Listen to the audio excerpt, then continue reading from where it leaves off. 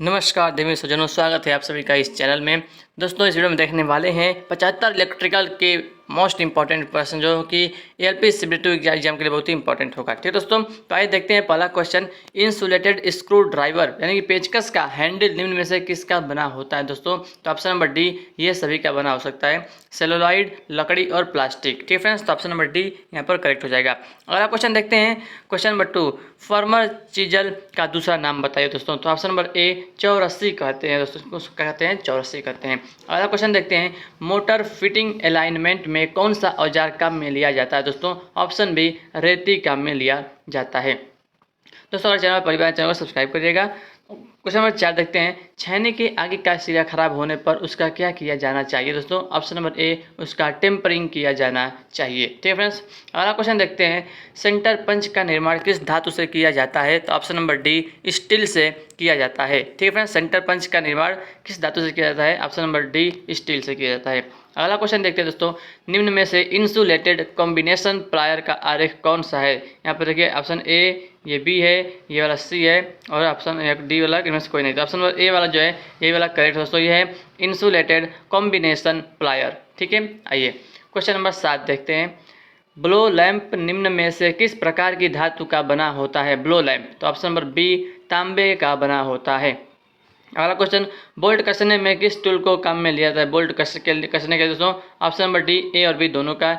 ए वाला है adjustable wrench और बी वाला है स्पैनर सेट का। ठीक है दोस्तों, तो ऑप्शन नंबर डी यहाँ पे करेक्ट हो जाएगा। अगला क्वेश्चन देखते हैं, हेक्सा ब्लेड किसका बना होता है दोस्तों? ऑप्शन नंबर ए करेक्ट है, उच्च कार्बन इस्पात हाई कार्बन स्टील का बना होता है। ठीक है, क्वेश्चन नंबर 10 देखते हैं, अधिक गेज के तारों को काटने में कौन सा प्लायर प्रयुक्त होता है? अधिक गेज के तारों को, तो option number C nose plier का इस्तेमाल किया जाता है दोस्तों। ठीक है, आइए अगला क्वेश्चन देखते हैं, पत्थर की दीवार में छेद करने के लिए किस औजार को काम में लिया जाता है?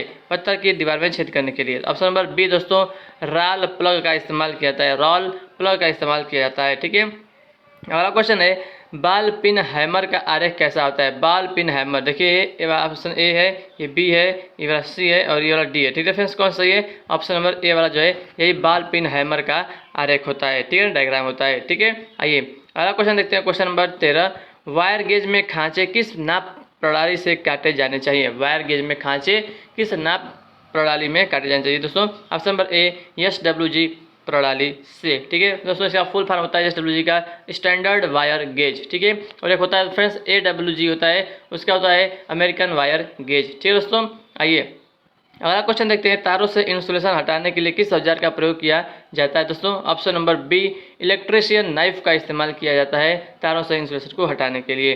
अगला क्वेश्चन है, किसी जॉब को मजबूती से पकड़ने के लिए प्रयुक्त औजार कौन सा है? वाइस, जिमलेट, रेचिट ब्रेस या फिर इनमें से कोई नहीं। तो ऑप्शन नंबर ए वाइस, इसका पूरा नाम है बेंच वाइस। ठीक है, अगला क्वेश्चन देखते हैं, माइलेट किसका बना होता है? लकड़ी का, लोहे का, स्टील का, एल्युमिनियम का। तो माइलेट जो है वो लकड़ी का बना होता है, लकड़ी के हथौड़े को माइलेट कहते हैं। ठीक है, अगला क्वेश्चन है, लोहे के तार व पत्ती को सीधा करने के लिए किस हैमर का प्रयोग किया जाता है दोस्तों? तो option number B cross pin hammer का इस्तेमाल किया जाता है, क्रॉस पिन हैमर का इस्तेमाल किया जाता है लोहे के तार पत्ती को सीधा करने के लिए। ठीक है, अगला क्वेश्चन देते हैं, क्वेश्चन नंबर 18, निम्न में से राग प्लग टूल का आरेख बताइए। इसमें से राग प्लग टूल का, तो यहाँ पे देख सकते हैं ABCD, तो ऑप्शन ए वाला करेक्ट है यहाँ पे। ठीक है, यही है राग प्लग टूल। ठीक है ना, चलिए आगे बढ़ते हैं दोस्तों, कोल्ड चीजल के निर्माण के लिए किस धातु को काम में लिया जाता है? कोल्ड चीजल के निर्माण के लिए option number C high carbon steel का इस्तेमाल किया जाता है। अगला क्वेश्चन देखते हैं, वुड सॉ के 25 mm के क्षेत्र में दांतों की संख्या कितनी होती है? तो याद रखिएगा ऑप्शन सी 6 से 8 होती है, 6 से 8 होती है। ठीक है ना, वुड सॉ के 25 mm के क्षेत्र में दांतों की संख्या 6 से 8 होती है। अगला क्वेश्चन है फ्रेंड्स, टेनन सा 250 मिलीमीटर के ब्लेड की चौड़ाई का मान कितना होता है दोस्तों? ऑप्शन नंबर डी 100 मिलीमीटर होता है। ठीक ना, 100 मिलीमीटर होता है टेनन सा के ब्लेड की चौड़ाई। अगला क्वेश्चन देखते हैं दोस्तों, क्वेश्चन नंबर 22 है, मैलेट का आरेख बताइए। तो दोस्तों मैलेट किसको कहते हैं? लकड़ी के हथौड़े को मैलेट कहते हैं। तो यहाँ पे देख सकते हैं आप, जो ये सी वाला है यही लकड़ी का हथौड़ा है। ठीक है दोस्तों, तो इसको कहते हैं क्या? मैलेट कहते हैं। ठीक है ना, आइए अगला क्वेश्चन है दोस्तों, बैटन केसिंग कैपिंग के अंदर लकड़ी को घिसने के लिए किस फाइल का प्रयोग किया जाता है? ऑप्शन ए करेक्ट है दोस्तों, वुड रास्ट फाइल का इस्तेमाल किया जाता है। वुड रास्ट फाइल का इस्तेमाल किया जाता है दोस्तों, ठीक है ना। अगला क्वेश्चन देते हैं क्वेश्चन नंबर 24, लकड़ी में छेद करने के लिए कौन सा औजार प्रयुक्त किया जाता है दोस्तों? ऑप्शन नंबर डी, ए और बी दोनों का प्रयोग कर सकते हैं। ऑगर का और जिम लेट का प्रयोग हम कर सकते हैं, ठीक है दोस्तों। अगला क्वेश्चन देखते हैं question number 25, hexa frame blade के 25 मिलीमीटर क्षेत्र में दांतों की संख्या कितनी होती है? तो ऑप्शन नंबर बी करेक्ट है, 25 से 30 होती है, 25 से 30 होती है, ठीक है दोस्तों। अगला क्वेश्चन देखते हैं, निम्न में से वायर स्ट्रिपर का आरेख कौन सा है? वायर स्ट्रिपर का आरेख कौन सा है? ए या बी या सी या फिर इनमें से कोई नहीं? तो ऑप्शन नंबर ए दोस्तों ये करेक्ट है, वायर स्ट्रिपर का यही आरेख होता है, ठीक है।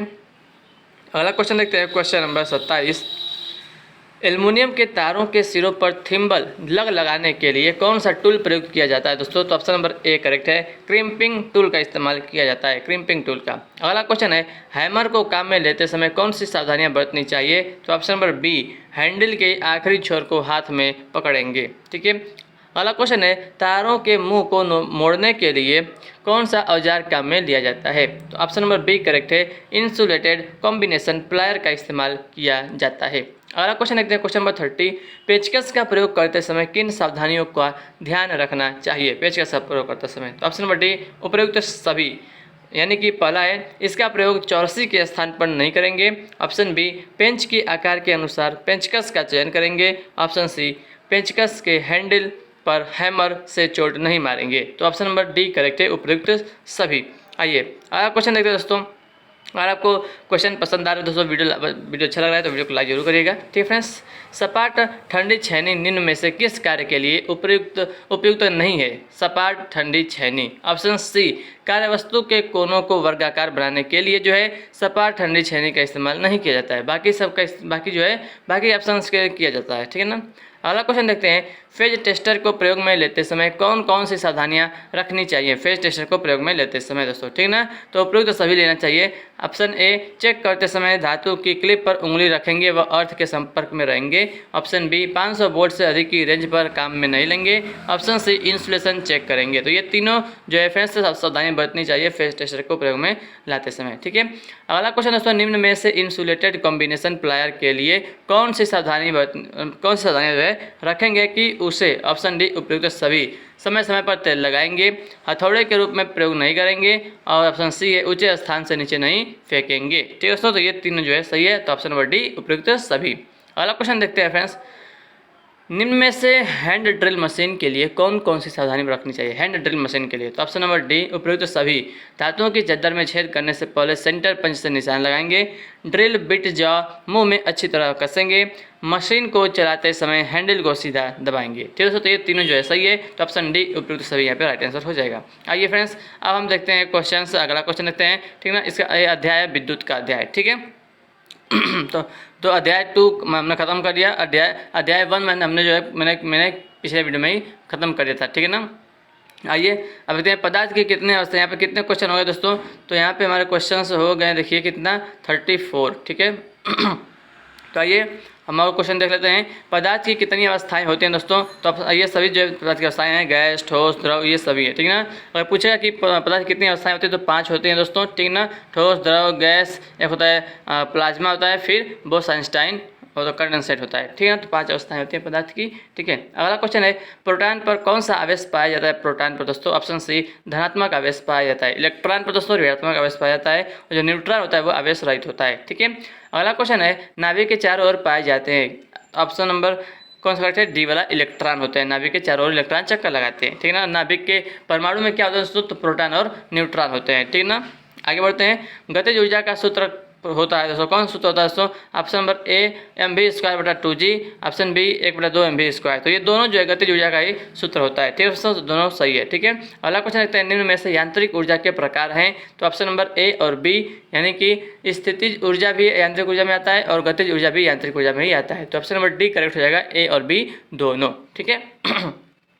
अगला क्वेश्चन है कार्य को ज्ञात करने का सूत्र क्या होता है। तो ऑप्शन नंबर ए और बी दोनों करेक्ट है दोस्तों।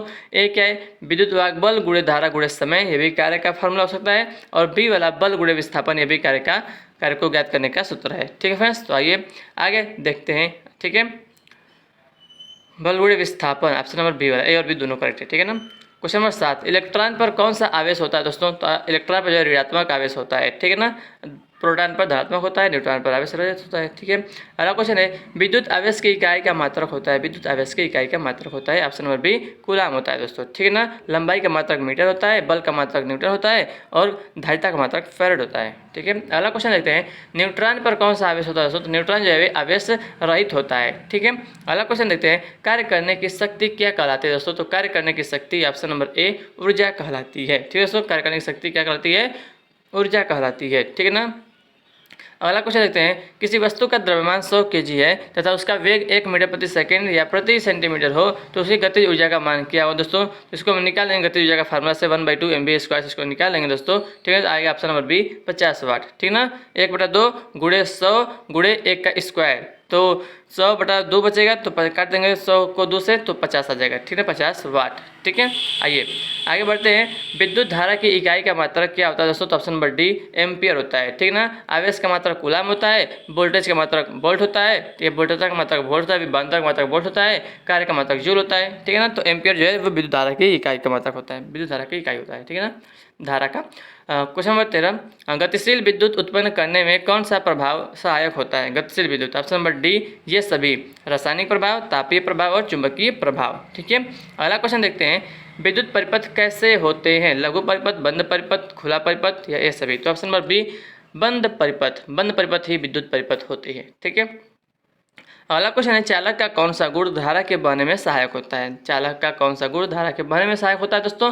तो ऑप्शन नंबर बी चालकता। दोस्तों चालकता जो है गुण होता है धारा के बहने में सहायता करता है। ठीक है, सहायता करता है। ठीक है। अगला क्वेश्चन इलेक्ट्रॉन पर आवेश का मान कितना होता है दोस्तों। तो ऑप्शन नंबर ए 1.6 × 10⁻19 कूलाम होता है। ठीक है दोस्तों, 1.6 × 10⁻19 कूलाम होता है और माइनस में इस पर चार्ज होता है। ठीक है ना, तो माइनस भी रहेगा तो सही हो जाएगा। अगला क्वेश्चन है निम्न में से ऊर्जा का सूत्र होता है। ऊर्जा का सूत्र ऑप्शन बी शक्ति गुणे समय, शक्ति गुणे समय जो है ऊर्जा का सूत्र होता है। ठीक है दोस्तों। अगला क्वेश्चन देखते हैं कि विद्युतीय परिपथ में इलेक्ट्रॉनों के बहाव में आने वाली बाधा को क्या कहा जाता है। तो ऑप्शन नंबर सी प्रतिरोध कहा जाता है, रेजिस्टेंस कहा जाता है। ठीक है। अगला क्वेश्चन देखते हैं एक वस्तु पर 50 न्यूटन बल लगाने पर वह 15 मीटर दूरी तय करती है तो उसके द्वारा किए गए कार्य का मान होगा। दोस्तों कार्य बराबर होता है बल गुणे विस्थापन। तो बल का मान दिया 50 न्यूटन और विस्थापन का मान दिया 15 मीटर। तो बल गुणे विस्थापन यानी कि 50 × 15 करेंगे तो आपका आ जाएगा 750 जूल। ऑप्शन नंबर ए राइट आंसर हो जाएगा। ठीक है। अगला क्वेश्चन है विद्युत वोल्टता को किस यंत्र द्वारा मापा जाता है। विद्युत वोल्टता को option number B voltmeter से मापा जाता है। ठीक है दोस्तों।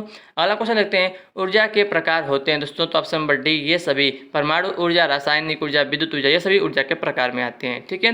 अगला क्वेश्चन देखते हैं एफपीएस प्रणाली में ऊर्जा की इकाई को मापा जाता है। तो ऑप्शन नंबर बी दोस्तों फुट पाउंड में मापा जाता है एफपीएस प्रणाली में। ठीक है दोस्तों केवल जो है एक ऐसा समय जो है, समय एक ऐसा मतलब राशि है, ठीक है ना, जिसका हर पद्धति में जो है, हर पद्धति में चाहे एमकेएस पद्धति हो, चाहे एसआई पद्धति हो, चाहे जो एफपीएस हो, चाहे दोस्तों कोई भी मतलब पद्धति हो, उसका जो मात्रक होता है सेकेंड जो होता है वो समान ही होता है, सेम रहता है हर पद्धति में। ठीक है दोस्तों, याद रखिएगा। आइए आगे बढ़ते हैं। निम्न वोल्टेज की परास कितनी होती है निम्न वोल्टेज की। तो ऑप्शन नंबर ए 0 से लेकर 250 वोल्ट तक होती है निम्न वोल्टेज की परास। ठीक है। आगे बढ़ते हैं विभवांतर क्या होता है दोस्तों। विभवांतर क्या होता है। तो ऑप्शन नंबर यहाँ पर बी करेक्ट होगा। यह एक विद्युत परिपथ में दो बिंदुओं के बीच विद्युत विभव का अंतर होता है। ठीक है दोस्तों, ऑप्शन नंबर बी यहाँ पे राइट आंसर हो जाएगा। ठीक है। आइए अगला क्वेश्चन देखते हैं दोस्तों। अगला क्वेश्चन अब देखिए यहाँ से अध्याय 4 शुरू हो गया है। ठीक है ना, विद्युतीय पदार्थ एवं केबल चैप्टर है। ठीक है ना, देखिए आगे बढ़ते हैं। कॉटन का अधिकतम सुरक्षित ताप कितना होता है दोस्तों। Option number B 90 degree Celsius. ठीक है। अगला क्वेश्चन देखते हैं चांदी की चालकता का प्रतिशत क्या होता है दोस्तों। चांदी की चालकता का प्रतिशत ऑप्शन नंबर ए 98%। ठीक है ना, 98%। अगला क्वेश्चन है निम्न में से चालक जोड़ का प्रकार है। ऑप्शन नंबर डी ये सभी, यानी कि ब्रिटानिया जोड़ भी होता है, पिगटेल जोड़ भी होता है और टी जोड़ भी होता है। तो ये सभी जो है चालक जोड़ के प्रकार में आते हैं। ठीक है। अगला क्वेश्चन है, निम्न में से विद्युत की चालक गैस कौन सी है? तो ऑप्शन नंबर डी ये सभी, नियान है, हीलियम भी है, आर्गन भी है। ठीक है, तो ये तीनों है, तो ऑप्शन नंबर डी यहाँ पे करेक्ट हो जाएगा। अगला प्रश्न है, निम्न में से विद्युत ऋणात्मक गैस कौन सी है? Sulphur hexafluoride, oxygen, hydrogen, argon. तो option number A sulphur hexafluoride विद्युत ऋणात्मक गैस होती है। ठीक है ना। अगला क्वेश्चन है, कौन से वर्ग का इंसुलेशन पदार्थ अधिक तापमान सहन कर सकता है? सी वर्ग, बी वर्ग, ई वर्ग या फिर ए वर्ग? तो ऑप्शन नंबर ए सी वर्ग। ठीक है दोस्तों, इसका क्रम याद रखिएगा, Y A E B F H C. ठीक है ना, Y A E B F H C. तो ये सभी जो है इंसुलेशन का वर्ग है। ठीक है ना, सबसे पहले से होता है वाई, वाई जो है 90 डिग्री सेल्सियस सहन कर सकता है। ठीक है ना, उसी प्रकार Y A E B F H C. ठीक है, तो इसमें सी सबसे लास्ट में आता है, ये जो है 180 डिग्री सेल्सियस से अधिक तापमान सहन कर सकता है। तो सबसे अधिक इसमें से जो है सी वर्ग जो है वो अधिक तापमान सहन कर सकता है। ठीक है दोस्तों, आइए अगला क्वेश्चन देखते हैं। अगर इसमें से पूछा होता कि जो है मतलब सबसे कम कौन तापमान सहन कर सकता है, इस ऑप्शन में से अगर पूछता है तो वाई सबसे कम, वाई ए, उसके बाद ए आ रहा है, तो वाई तो दिया नहीं है ऑप्शन में, ए दिया है, तो हम ए को टिक कर देते हैं। ठीक है ना, लेकिन सबसे अधिक पूछा है तो सी वाला जो सबसे लास्ट में आता है और सबसे अधिक टेम्परेचर सहन कर सकता है, तो सी वाला यहाँ पे राइट आंसर हो जाएगा। ठीक है, अगला क्वेश्चन देखते हैं कि अर्धचालक पदार्थों की प्रतिरोधकता की परास का मान कितना होता है? अर्धचालक पदार्थों की प्रतिरोधकता की परास का मान कितना होता है? तो ऑप्शन नंबर सी 10 की पावर -1 से 10 की पावर -6 ओम मीटर होता है। ठीक है ना, प्रतिरोधकता का मात्रक याद रखेगा, ओम मीटर। प्रतिरोधकता को कहते हैं रेजिस्टिविटी। ठीक है, अगला क्वेश्चन है, ट्रांसफार्मर की वाइंडिंग में कौन सा तार प्रयुक्त किया जाता है? ट्रांसफार्मर की वाइंडिंग में, तो option number be super enamel तार का इस्तेमाल किया जाता है। ऑप्शन नंबर बी करेक्ट है। अगला क्वेश्चन है, पीतल की सुचालकता का मान चांदी की तुलना में कितना प्रतिशत होता है? Option D 48, option number D 48%। ठीक है, अगला क्वेश्चन है, नाइक्रोम तार किन धातुओं से बनाया जाता है? दोस्तों नाइक्रोम तार, तो ऑप्शन नंबर डी निकिल व क्रोमियम का बनाया जाता है। अगला क्वेश्चन देखते हैं, कौन सा पदार्थ विद्युत रोधी नहीं है? माइका, बेकेलाइट, रबर या फिर कार्बन? तो ऑप्शन डी कार्बन जो है वो विद्युत रोधी नहीं है, यानी कि इंसुलेटर नहीं है। ठीक है ना। अगला क्वेश्चन है, 20 डिग्री सेल्सियस पर एल्युमिनियम के विशिष्ट प्रतिरोध का मान कितना होता है? तो ऑप्शन नंबर बी 2.69 गुणा 10 की power -2 micrometre micro ohm centimetre. ठीक है, अगला क्वेश्चन देखते हैं, पिन विद्युत रोधक को कितने किलो वोल्ट की सिरोपरी लाइन में प्रयुक्त किया जाता है? 1100, 33, 44 या 110? तो option number B 33 kilovolt, यानी कि 33,000 वोल्ट की सिरोपरी लाइनों में प्रयोग किया जाता है। ठीक है, अगला क्वेश्चन है, आवर्त सारणी में वर्ग एफ का कुचालक पदार्थ कौन सा है? दोस्तों ठीक है ना, तो ऑप्शन नंबर डी ये सभी जो है वर्ग एफ के हैं, एस्बेस्टस, कांच और माइका, ये सभी जो है वर्ग एफ के कुचालक पदार्थ हैं। ठीक है दोस्तों, अगला क्वेश्चन है, ट्रांसमिशन लाइन, डिस्ट्रीब्यूशन लाइन और कंडेंसर में दो चालकों के मध्य इंसुलेटर की तरह क्या प्रयोग में लिया जाता है? ऑप्शन नंबर डी शुष्क वायु, शुष्क वायु। ठीक है, अगला क्वेश्चन, किस पदार्थ की प्रतिरोधकता का मान सबसे कम होता है? Option number C copper. अगर जो है ऑप्शन में चांदी होता है तो चांदी का सबसे कम होता है। ठीक है ना, लेकिन चांदी के बाद कापर आता है, तो कापर जो है ऑप्शन में दिया है, तो ऑप्शन नंबर सी कापर को हम सही करेंगे। ठीक है ना। अगला प्रश्न देखते हैं, निम्न में से तरल चालक पदार्थ नहीं है? तो ऑप्शन नंबर बी कार्बन, बाकी सब जो है तरल चालक पदार्थ हैं। ठीक है, अमोनियम क्लोराइड, कॉपर सल्फेट और सिल्वर। ठीक है, अगला क्वेश्चन है, अभ्रक किस तापमान पर नरम पड़ना शुरू होता है? अभ्रक, तो option number B 600 degree Celsius, 600 degree Celsius. अगला क्वेश्चन है, स्ट्रैंडेड तार कहाँ लगाए जाते हैं? तो ऑप्शन बी ओवरहेड लाइन में लगाए जाते हैं स्ट्रैंडेड तार। ठीक है, अगला क्वेश्चन, सबसे अच्छा विद्युत रोधी पदार्थ है? ग्लास, पोर्सलिन, लकड़ी या वल्केनाइज्ड रबर? तो option number D vulcanised rubber सबसे अच्छा विद्युत रोधी पदार्थ है। ठीक है, अगला क्वेश्चन है, अर्धचालक पदार्थों की चालकता का परास कितना होता है? दोस्तों ऑप्शन नंबर सी 10 की पावर -7 से 10 के पावर -7 से 10 महो प्रति मीटर होता है। ठीक है, अगला क्वेश्चन है, एल्युमिनियम की चालकता कितनी प्रतिशत होती है? एल्युमिनियम की, तो ऑप्शन नंबर ए 60% होती है चालकता। ठीक है ना। अगला क्वेश्चन है, निम्न में से सबसे अच्छा कुचालक पदार्थ कौन सा है? दोस्तों ऑप्शन नंबर सी बेकेलाइट है, बेकेलाइट। ठीक है, अगला प्रश्न है, निम्न में से अर्धचालक पदार्थ कौन सा है? बेकेलाइट, नाइक्रोम, कांच या फिर ये सभी? तो ऑप्शन बी नाइक्रोम जो है ये अर्धचालक पदार्थ है, यानी कि सेमीकंडक्टर है। जर्मेनियम भी है, सिलिकॉन भी है, नाइक्रोम भी है। ठीक है, तांबे एवं जिंक के मिश्रण से कौन सी धातु का निर्माण होता है? तो ऑप्शन नंबर बी पीतल का निर्माण होता है, तांबे और जिंक के मिश्रण से। अगला प्रश्न है, बस बार की माउंटिंग के लिए किस इंसुलेटर का प्रयोग किया जाता है? ऑप्शन नंबर ए, पोस्ट इंसुलेटर का इस्तेमाल किया जाता है। अगला क्वेश्चन, निम्न में से किटकैट फ्यूज के आधार व कैरियर निर्माण में किस पदार्थ का उपयोग किया जाता है? तो ऑप्शन नंबर सी, पोर्सलिन का इस्तेमाल किया जाता है। ठीक है दोस्तों, अगला प्रश्न है, तेल की परावैद्युत सामर्थ्य का मान होता है? तेल की परावैद्युत सामर्थ्य का मान होता है option number B, 3.8 kilovolt प्रति मिलीमीटर होता है। ठीक है ना, 3.8 किलो वोल्ट प्रति मिलीमीटर होता है। एल्युमिनियम की विद्युत चालकता का मान बताइए? ऑप्शन नंबर सी, 36 महो प्रति मीटर। 36 महो प्रति मीटर एल्युमिनियम की विद्युत चालकता होता है। स्टार्टर में कौन सा तार प्रयुक्त किया जाता है? स्टार्टर में दोस्तों ऑप्शन नंबर बी, यूरेका तार का इस्तेमाल किया जाता है। दिए गए पदार्थों में से सबसे अच्छा विद्युत पदार्थ है ऑप्शन सी, बैकेलाइट। तांबे का गलनांक तापमान कितना होता है दोस्तों? Option number C, 1083 degree Celsius. तांबे की विद्युत चालकता का मान बताइए? 56 महो प्रति मीटर तांबे की विद्युत चालकता होता है। ठीक है, निम्न में से 30 किलो वोल्ट प्रति सेंटीमीटर डाइलेक्ट्रिक पदार्थ सामर्थ्य कौन से पदार्थ की होती है? ऑप्शन नंबर डी, सूखी हवा की, शुष्क वायु की होती है। जर्मन सिल्वर में तांबे का प्रतिशत मात्रा बताइए? Option number B, 60%। दृढ़ केबलों की वोल्टता परास का मान कितना होता है? ऑप्शन डी, 1 से 66 किलो वोल्ट होता है। निम्न में से ठोस विद्युतरोधी पदार्थ कौन सा है? तो ऑप्शन नंबर डी, बैकेलाइट है, ठोस विद्युतरोधी। ठीक है, 20 डिग्री सेल्सियस पर कैथल तार के विशिष्ट प्रतिरोध का मान कितना होता है? 135 माइक्रो ओम प्रति सेंटीमीटर होता है। ट्राई सेल में कंटेनर के द्वारा क्या निर्मित किया जाता है? तो ऑप्शन नंबर बी, जस्ता यानी कि जिंक। निम्न में से परावैद्युत सामर्थ्य की इकाई क्या होती है दोस्तों? तो ऑप्शन नंबर बी, वोल्ट प्रति सेंटीमीटर। वोल्ट प्रति सेंटीमीटर। शुष्क दशा में लकड़ी के परावैद्युत स्थिरांक का मान क्या होता है? 2.5 से 2.5 से 7.7। प्लेटिनोइड में टंगस्टन की प्रतिशत मात्रा कितनी होती है? ऑप्शन नंबर डी, 1% होती है। कुचालक पदार्थों के वर्जित ऊर्जा अंतराल का मान बताइए? Option number B, 6 electron volt. 6 electron volt. Copper की प्रतिरोधकता का मान कितना होता है? 1.7 × 10⁻⁶ ओम सेंटीमीटर होता है। तांबे का रंग कैसा होता है? तांबे का रंग ऑप्शन सी, लाल भूरा होता है। लाल भूरा होता है। अगला प्रश्न है, वार्निश ऑयल के परावैद्युत सामर्थ्य का मान कितना होता है? ऑप्शन ए, 30.40 किलो वोल्ट प्रति मिलीमीटर होता है। मैग्नीज में निकेल की प्रतिशत मात्रा कितनी होती है? ऑप्शन नंबर डी, 40% होती है।